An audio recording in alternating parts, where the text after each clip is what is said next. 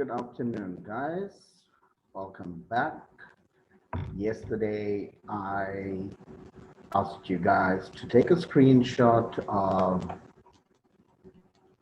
the program question that I had for a perfect number. And just give me a moment.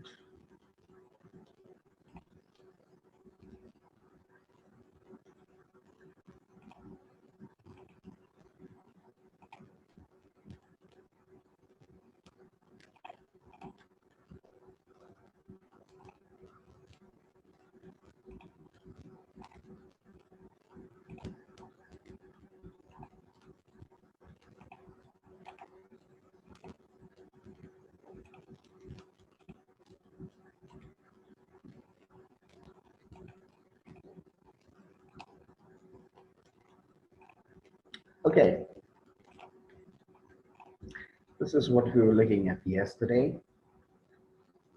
We were looking at read-in n and determinant output, all the factors of n, and secondly, whether n is a perfect number or not, right? A perfect number is any number where the sum of its factors, excluding the number itself. Now, when we say the number itself, we're talking about the number that is input. Now, remember, any number is a factor of itself. So we do not want to take the actual number, right? We are talking about the remaining factors. So assuming that 30 was input, the factors of 30, excluding 30, are 1, 2, 3, 5, 6, 10, and 15, right? Now, if we add all of these factors, remember, we're not taking 30 because that was the value that is input. If we add this, that's 25, 31, 36, 39, that becomes 42. 42 does not equal to the original number. So it's not a perfect number. Now, if you look at 6, remember, we are looking at all of the factors of 6 except 6. So if we leave out the number that was input, the remaining factors are 1, 2, and 3. And if we add that, 3 plus 2 is 5, plus 1 is 6. 6 equals to the number input. Therefore, 6 is a perfect number. So we need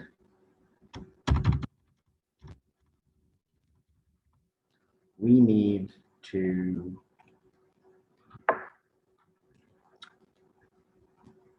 firstly input the number, right? Now remember, we're calculating the sum of the factors. So I'm going to go with n is assigned int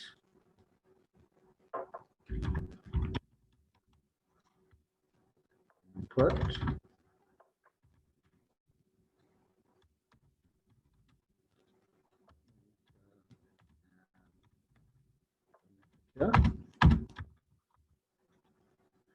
okay.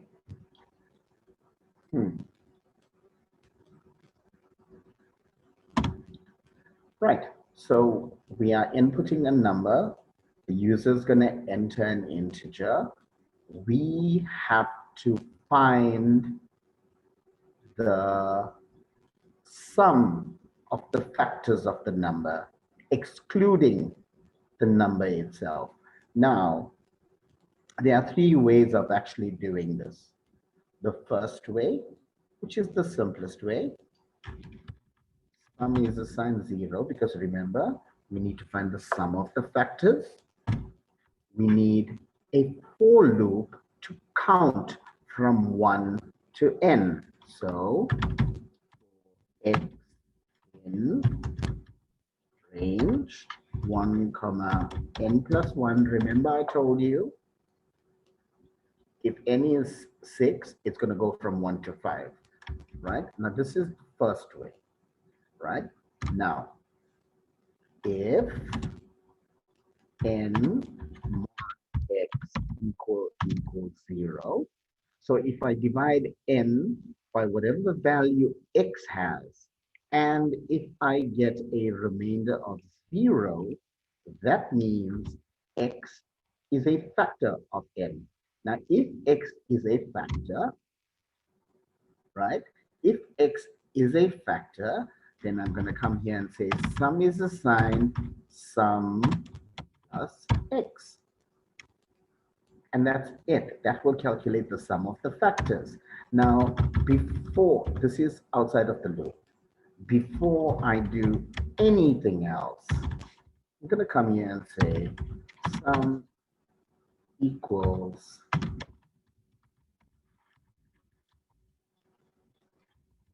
right. So we can just see what the sum is.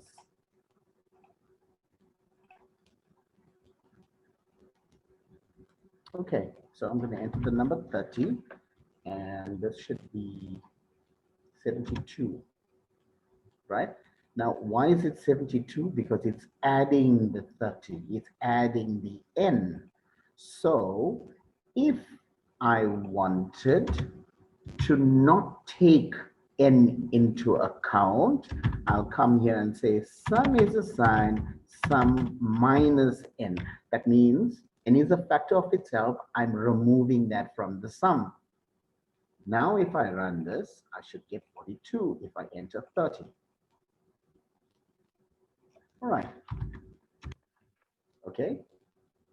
So remember, I'm supposed to be displaying the factors as well, right? So I have to come in here and say print x.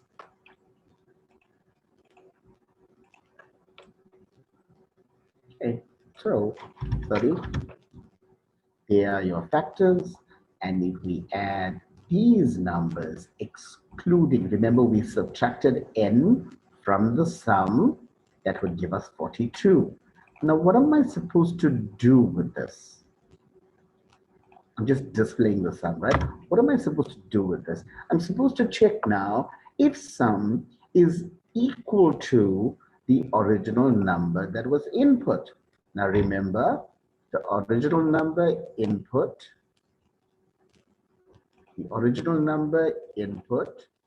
is n. So I'm going to come here. If sum equals to n, then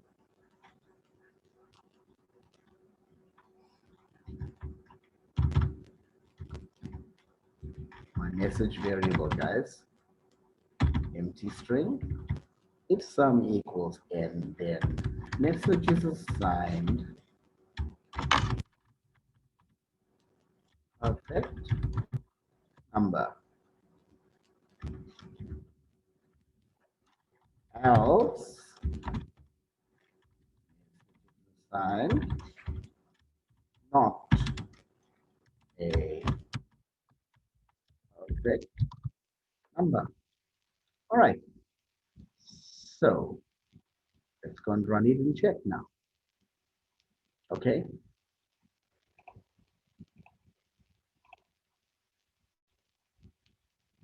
So I'm still going to enter the number 30. They are the factors. Okay. It didn't display anything. Why? Because once again, I've forgotten to put a proof statement. Okay. So let's run that.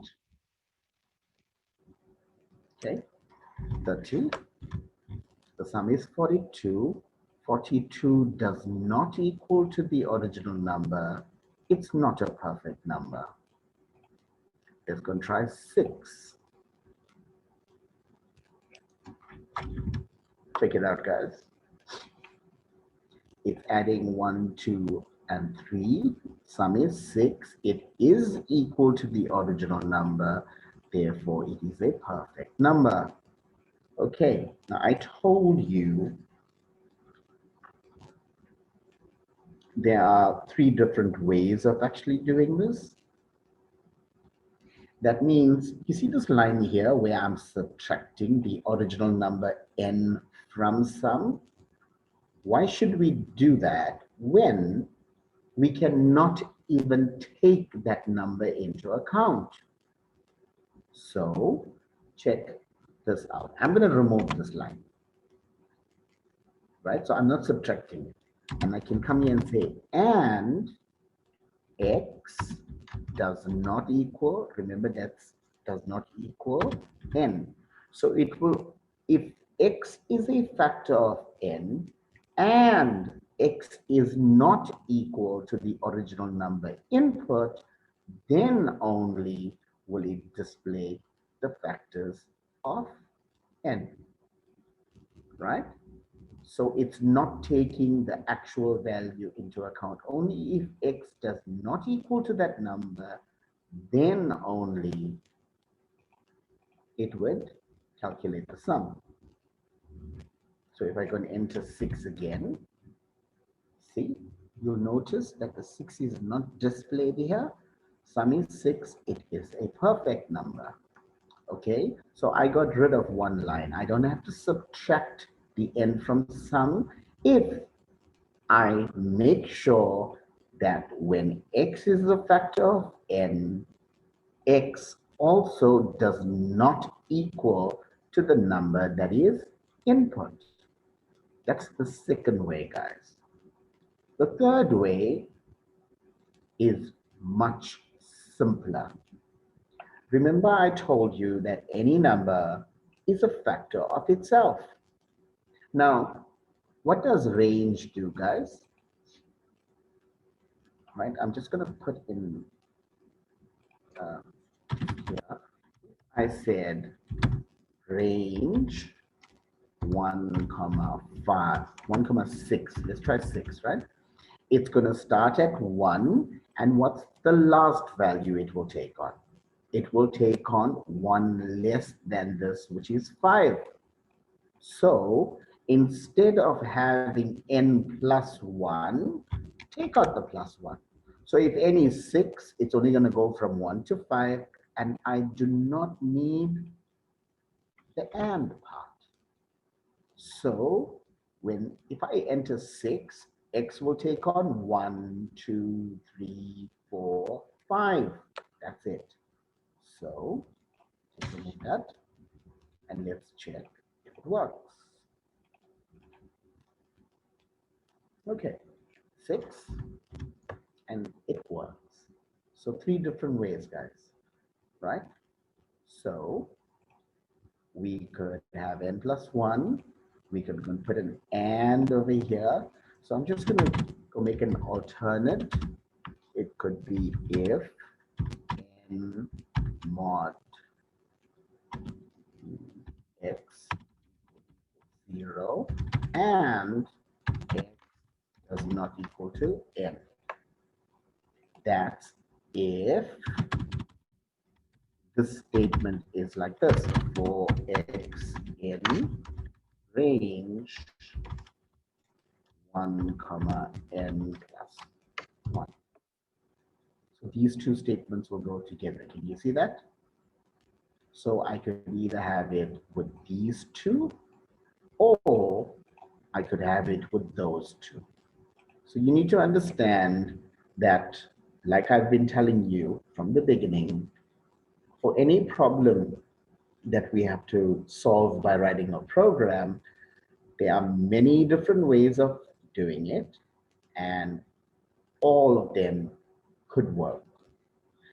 One more thing, you know how I feel about this else, so I'm going to assume that it's not a perfect number. And when will it change? So message is initially not a perfect number.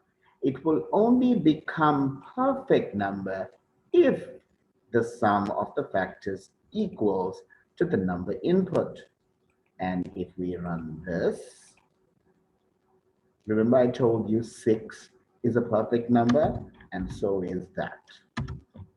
sum equals 28, perfect number. All right. And obviously those are the factors, right? So we're reading in N. Remember, sum is an accumulator. So, sorry. So sum is assigned 0. X is going to go from 1 to 1 less than N if the statement, what is it doing? It's checking if X is a factor of N. You got that? If X is a factor of N. And then we've got sum is assigned sum plus X. We're adding the factors and we're displaying the factors. All right? I'm displaying the sum over here so we can see what the sum is. I am assuming it's not a perfect number. Message will only become a perfect number if sum is equal to the number that has been input. Okay. Now, this is one of the popular questions that actually comes out with regards to factors. Now, there are lots and lots of programs dealing with factors, right? And you get different types of numbers. Like, for example, you get Armstrong numbers, etc., etc. But when tomorrow, I'm going to be introducing you to string handling and how we can manipulate strings. And I would show you how to do one of the programs that I did right at the beginning when we traced through a program, right? Okay, moving on. Okay, let's look at this. Still dealing with not factors now, we basically have to count. So let's look at this. We're going to read in N. So the user is going to enter a number N, an integer, and determine an output. The factorial of N. Now, what is factorial? So if you look at my note here, to calculate the factorial, for example, if the number input is 4, then 4 factorial is 1 times 2 times 3 times 4, which equals to 24. Okay, so we need a different type of accumulator variable, like our sum, but this is a little different now. Now, here's the thing. What number was the input? 4. And you'll notice, what am I multiplying? 1, 2, 3, 4. So I actually need a for loop to go from 1 to 4, right? So if it's 3, right, what are the factors of 3? What are the numbers up to 3? It's 1, 2, 3. So 1 times 2 is 2. 2 times 3 is 6. Is there a minus? Sorry about that. If the number entered is 5, right, then it's going to be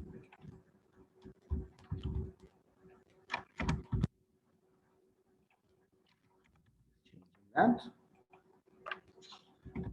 It's going to be 1 times 2 times 3 times 4 times 5, which is 120. 1 times 2 is 2. 2 times 3 is 6. 6 times 4 is 24. And 24 times 5 is 120. By the way, mathematically, how would I write 5 factorial? Nothing. It's going to be 5 and an exclamation mark. That's 5 factorial. So if you look at most scientific calculators, you will see an exclamation mark button somewhere there, right? And if you enter 5 and you press that button, it'll give you 120. Now we want to write a program that would work out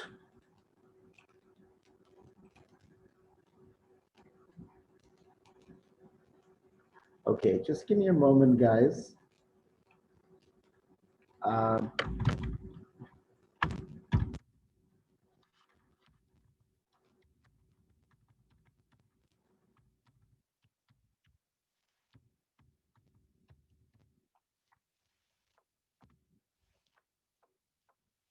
okay, right. So here we go.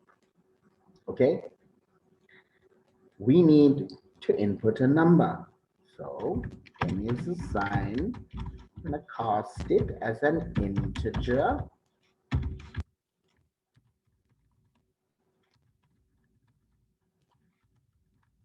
Right, enter an integer value. Okay, so we entering that thing.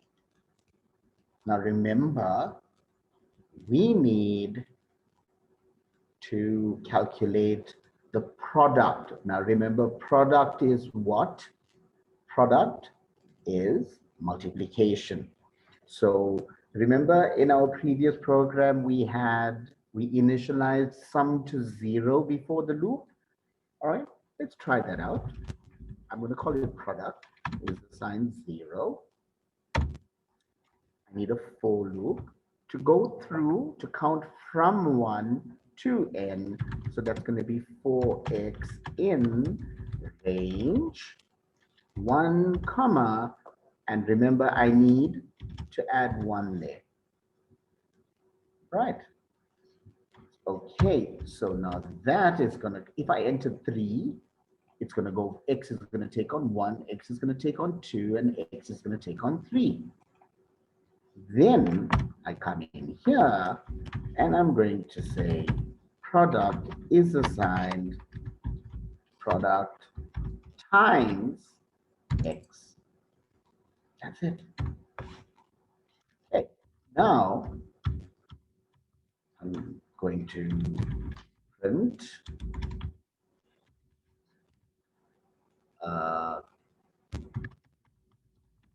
factorial of strn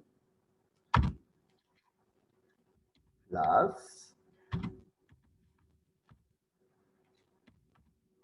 equals plus str product. Get it? So it's going to, if I enter 3, it will say the factorial of 3 equals and the product. Now I'm telling you before we run the program, there's an error here. I'm hoping that some of you can see that error. Okay, but let's go and run it and we can see from there. Now remember, when we're calculating the sum of a number of numbers with a loop, we say sum is assigned 0. So I'm going to enter 3. This should be 3 times 1 times 2 is 2, 2 times 3 is 6. And it says the factorial of 3 is 0. Let's try something else. Let's try 5. And the factorial of 5 is 0. There's one very, very simple reason, people. The product, the addition identity is 0. That means if we add 0 to any number, we'll end up with that original number. Do you get what I just said? The identity for addition is 0. That is why we say sum is assigned 0. Because if I was looking at the number 5, 0 plus 5, it's still 5. It doesn't change my original value. So when we talk about the identity value for sum, right, it is 0.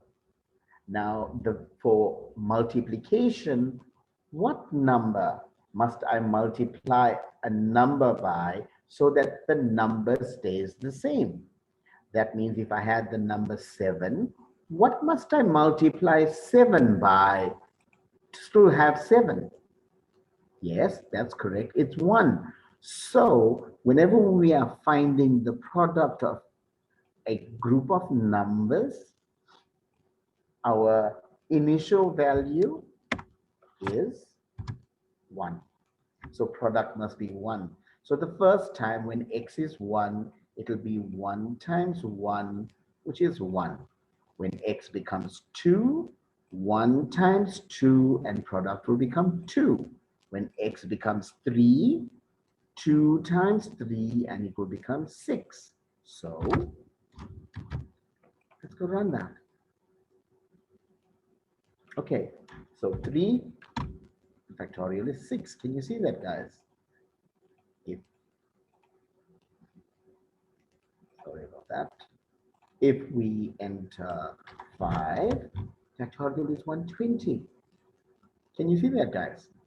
So this was the problem. So when we're finding the product of values in a loop, our product identity is 1. If we're finding the sum, then the sum identity is 0. That's our initial value. Okay, and basically you can enter any number. So if I can enter the number 10, there you go. 3,628,800. That is 10 times 9 times 8 times 7 times 6 times 5 times 4 times 3 times 2 times 1. You get it, guys? Now, you do realize that what am I going? I'm going from 1, yes or no? Do I really need to start at 1? Do I? Do I need to start at 1? Because 1 times 1 the first time is 1, yes or no? So we could actually go and make that 2. The loop will run 1 less time. Let's see if we get the same answer. So if I put in 5, I should get 120. I'm still getting 120. Can you see that, guys? So just remember, the less processing your program does, the better the program. And if you look at this is an extremely short program. The question sounds scary, but once you understand what the question is asking, it becomes easy when you figure it out. So you see how powerful your for loop can actually be. Okay. Now, moving on. Okay. Read the question, guys.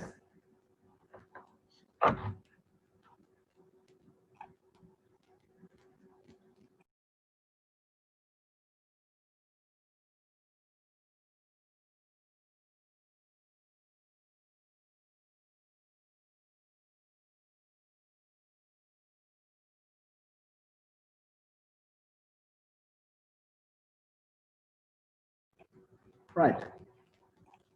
So, read in 5 marks and determine an output, the average mark. So, and round it up to 2 decimal places. So, our input here is actually going to be, sorry, enter. Oh, right. These are our 5 marks. Okay. Now, how do we find the average?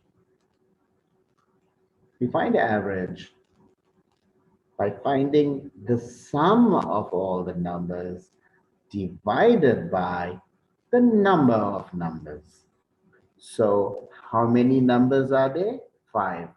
So I'm going to find the sum of all these numbers and divide that sum by 5 to get my average. So there's the loop we want to read in 5 marks. So I want to calculate the sum. So remember, the sum identity is 0. Okay, why is that?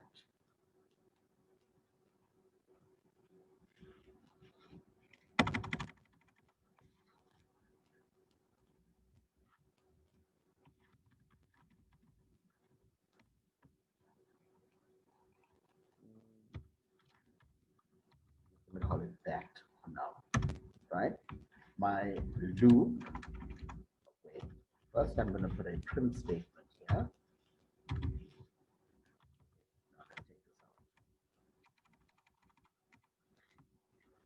For x in range 1 to, remember, I want 5, so my second argument must be 1 more, so it's going to be 6. Okay, then I am going to obviously input a mark.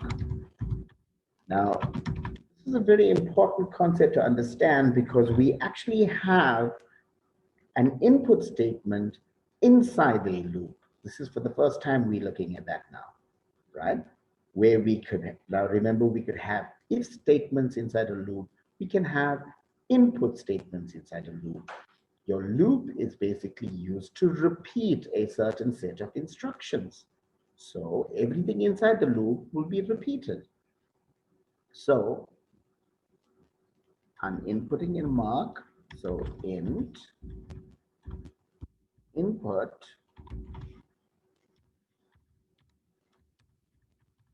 enter mark. Okay.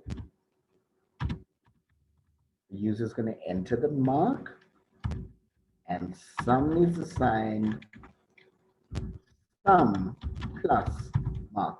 Now, please guys, you need to understand this. When x is 1, we're going to read in the first mark. So the user will enter 23. So mark will be 23. Sum is 0. Okay? Sum is 0. Now, 0 plus the 23 will become 23, and that 23 will overwrite the 0 in sum. So sum was 0, sum will become 23. Now, then it's going to go back to line 16.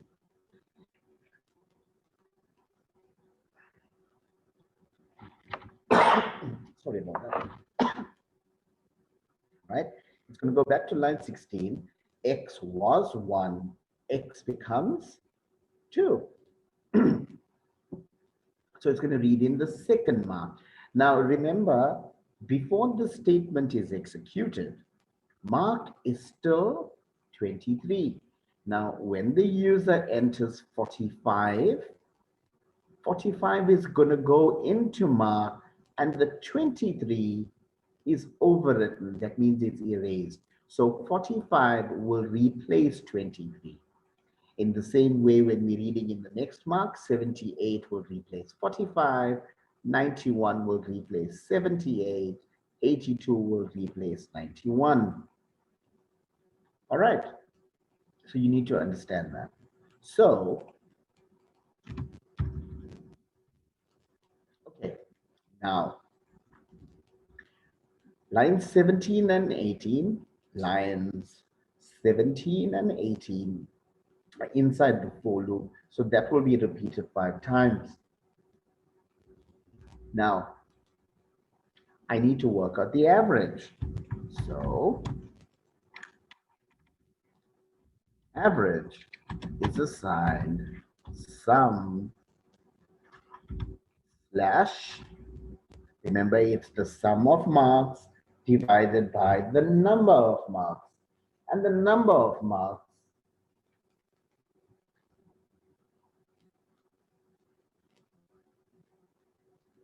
okay, the number of marks is 5, so I'm going to divide that by 5. And obviously, remember, this is float, it's real division. I need to round it up to 2 decimal places.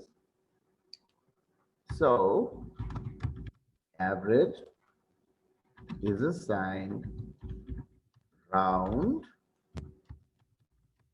average, comma, 2. And then obviously, I need to output and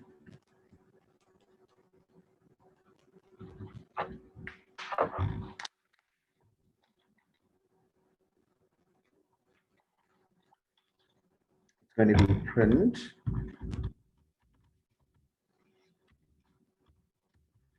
the average mark equals plus str average. You follow that, guys? So sum is assigned 0. X is going to go from 1 to 5. Each time, this line 17 will be repeated 5 times. So the user will enter 5 marks. Each time a new mark is input, sum will change. That mark will be accumulated to the sum variable. When this loop finishes, now this is important, when X reaches 5 for the last value, when it's done, it's going to jump to line 19. So lines 19, 20, and 21 will be executed only once. Lines 17 and 18 will be executed 5 times. So let's save that and run it. Okay, what are our marks, guys? 23, 45, 78, 91, and 82. Right.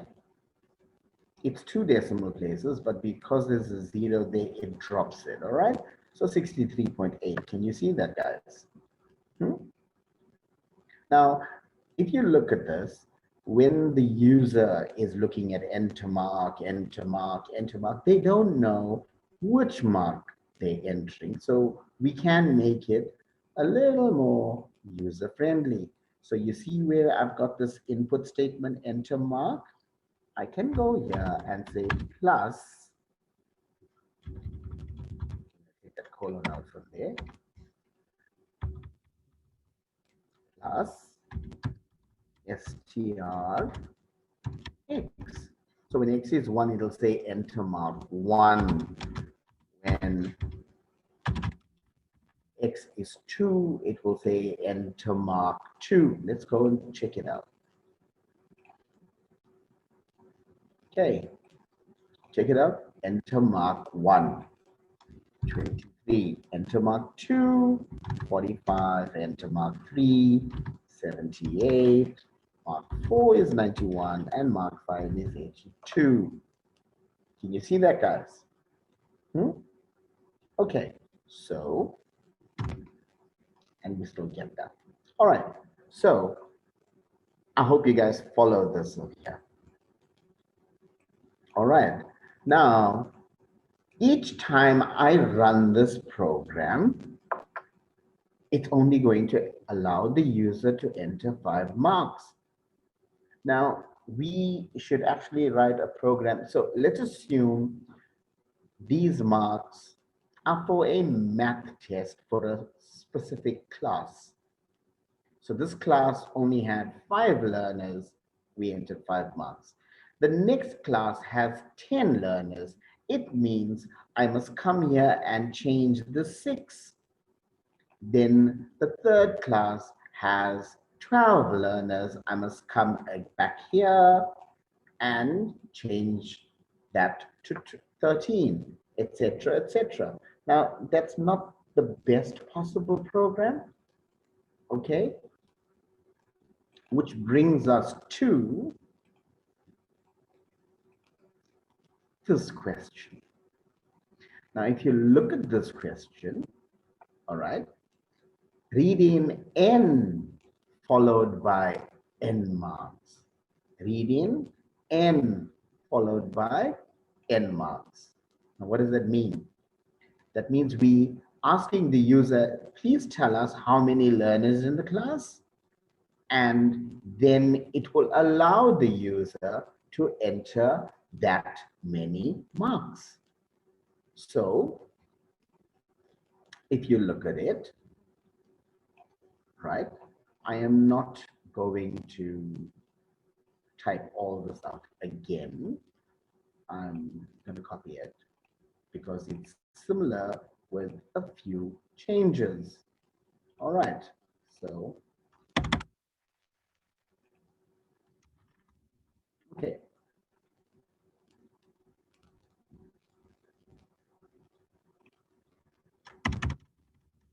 Okay, so look at this now, guys. Okay, I am going to ask the user to enter the number of learners. So the user is going to enter n, right? So if the user enters 10, this loop must run from 1 to 10. Which variable has the value 10? N. So instead of 6, I'm going to come here and say n plus 1. So if the user enters 20, the loop will run 20 times. If the user enters 500, the loop will run 500 times. Okay? Okay. Now, one more change I need to actually make here. Now, remember I told you your average is the sum of all the marks, excuse me, divided by the number of marks. Now, in this instant, how many marks are there? There are, which variable stores the number of marks? In line 21, the variable n. So when I am working out my average, I can't divide it by 5, I must divide it by n. Can you see that? So it's identical to our previous program. I made 3 changes. One, I allowed the user to decide how many marks they want to enter, right? I changed my loop. The last value will be n plus 1, and I'm going to divide my sum by n. Everything else remains the same. So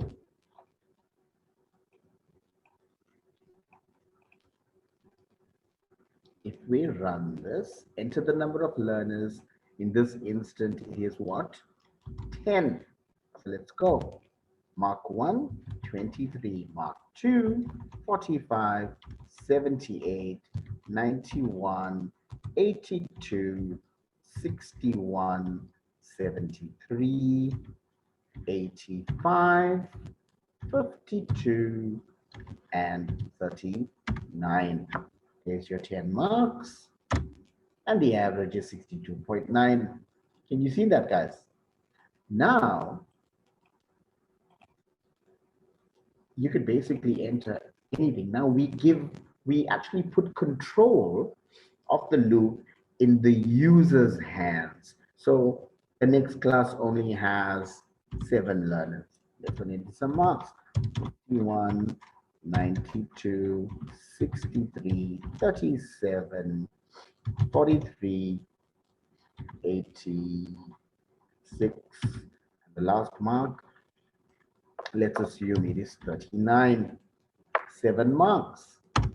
And the average is 58.71.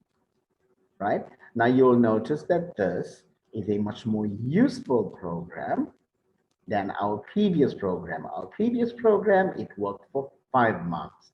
Each time we had to go change the loop, change the sum divided by how many numbers, whereas here, control is in the user's hands. Now, just remember that when you are developing a solution, it must be a generalized solution. This is a generalized solution. What does it mean? It will work for any number of learners. Our previous program only worked for 5 marks.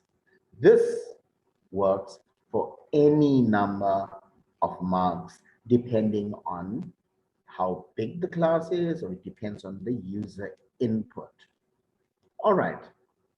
Okay, so moving on, we have interesting question. Look at that, guys. Read that question.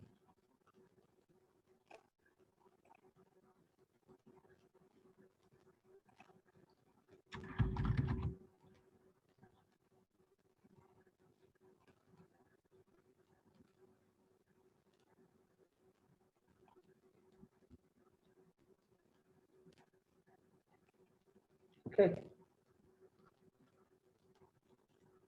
Read in N followed by N marks. Now we did that in our previous program, yes, where we allowed the user to enter the number of learners and we entered N marks. We're doing the same thing. We're building up on it now. Now we need to do three things. And the first thing we need to do is determine and output the number of learners that passed. Now, I am telling you that the pass mark is 40. That means if you get a mark that is 40 or greater than 40, you passed. If you get a mark that is less than 40, you failed. All right? So we need to determine and output the number passed. Remember yesterday, I was talking about when we talk about how many or determine the number of, it means we need a counter variable. Now, we need to count two things here, people. We need to count the number of people that got 40 or more, and we need to count the number of people that got less than 40. So first things first, let's go and input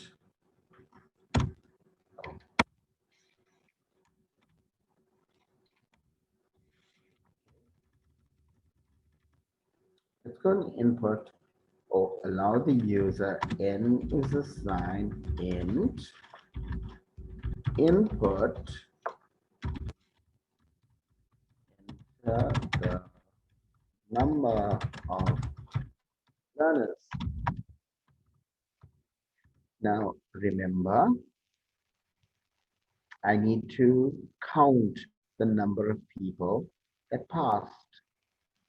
Okay, so what am I going to do? I need a counter variable for pass.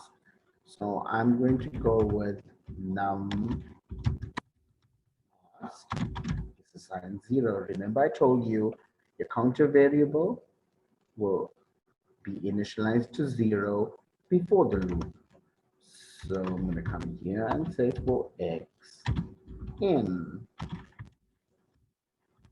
range 1 comma n plus 1. I think we should all be quite familiar with the n plus 1 in the range. Then I need to allow the user to enter the mark. And for each mark that is input, I need to check if it is 40 or more. So first things first, mark is assigned int input enter mark. Now remember what I did in the previous program, plus strx plus right, so the user will equals, it's basically what is it going to say, people? Enter mark 1, excuse me, enter mark 2, enter mark 3, etc. Okay, now I need to check mark. I need to check mark. If mark, now if, what is the comparison symbol for 40 or more? Greater than equal to. So if the mark is greater than or equal to 40, then num passed is assigned num passed plus 1. Can you see that, guys? Hmm?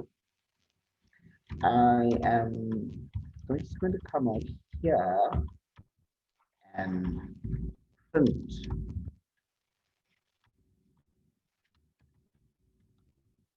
number passed equals plus str num passed. Can you see that? So remember I told you yesterday, when you are solving a problem, solve one part at a time. And if the first part works, then we can look at the second part. Why? Because if there's an error, we can sort out the error for the first part, then move on to the second part. Because if we try to answer everything at once, right? If we try to answer everything at once, it's not going to be easy to determine where exactly our errors were. All right.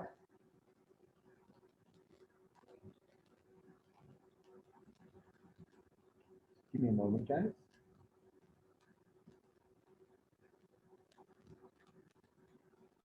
Okay, now let's run this 11 marks, right? I'm just going to enter, okay, just going to enter the 11. Okay, 11 learners. What are our marks, guys? 23, 45, 78, 91, 82, 21, 73, 34, 52, 39, and 12. Now, if you look at these marks, how many of those marks are 40 or more? Number passed equals 6, which is what our sample output looked like. So we've got number passed equals 6. All right. Then, right, looking at our program now, if we counted the number passed, how do we count the number failed? Guys, come on.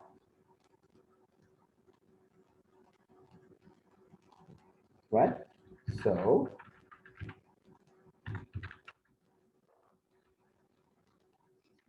guys.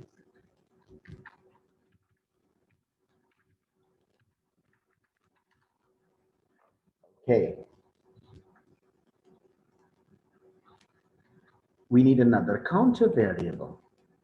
We're going to have num failed. Right. Okay. Right? Is assigned 0. Now, if the mark is not greater than or equal to 40,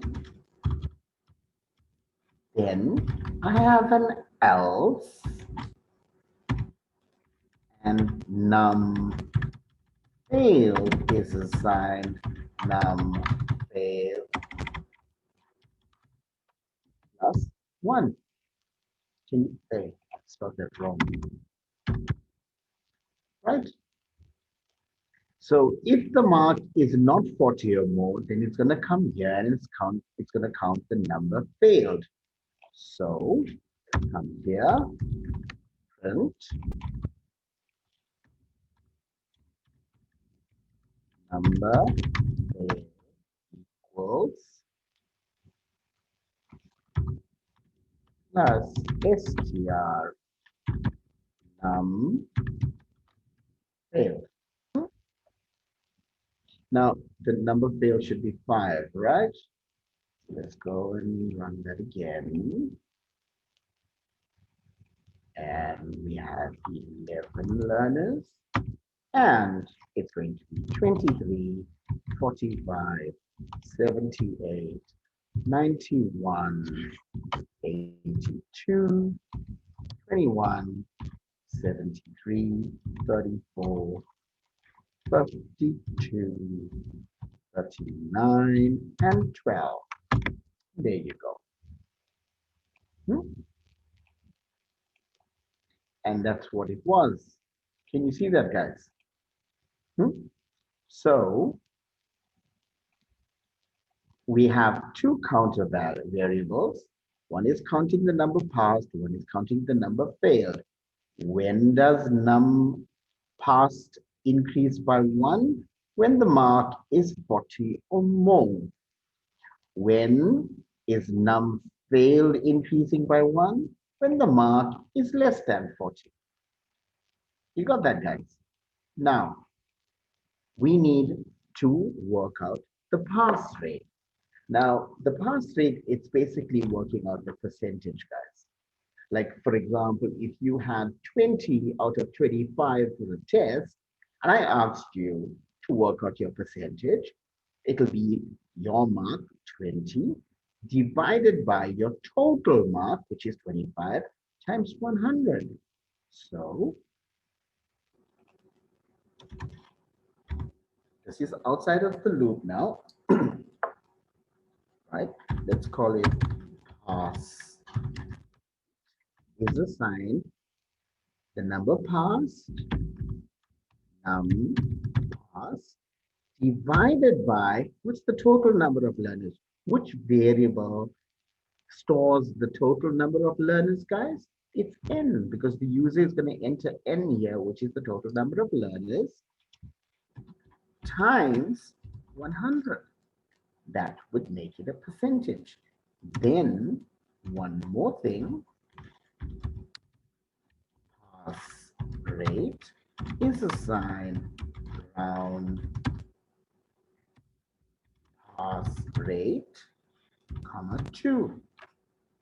And we've got one more print statement, and that would be print pass rate equals plus str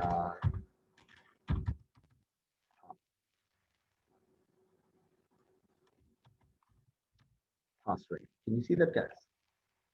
So our pass rate should be 54.55.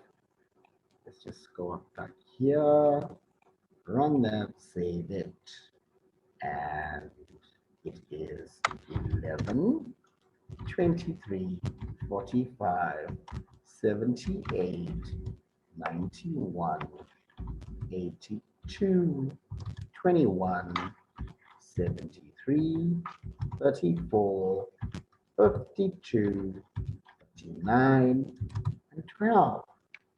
There we go, guys. That is identical to our sample. Oh, sorry about that. It's identical to our sample output. Number passed equals 6. Number failed equals 5. Pass rate equals 54.55. And I should have put the percentage sign there, but you get the idea. All right. Now, tomorrow, I'm just going to touch on this and two other programs, but this is what I want you to do. Take a screenshot of that, guys, with your snipping tool, right? Read in n, followed by n marks, and determine an output, the highest mark. And then obviously, the other program is reading n, followed by n marks, and determine an output, the lowest mark. All right? So, please attempt this. And I did tell you, guys, NAY731 at africateamgeeks.co.za. Please, either you or your parents, email me so that I can send you that link for your attendance certificate. Thank you so much, guys. Have a good afternoon. Be safe, and we will meet tomorrow at 2. Take care. Goodbye.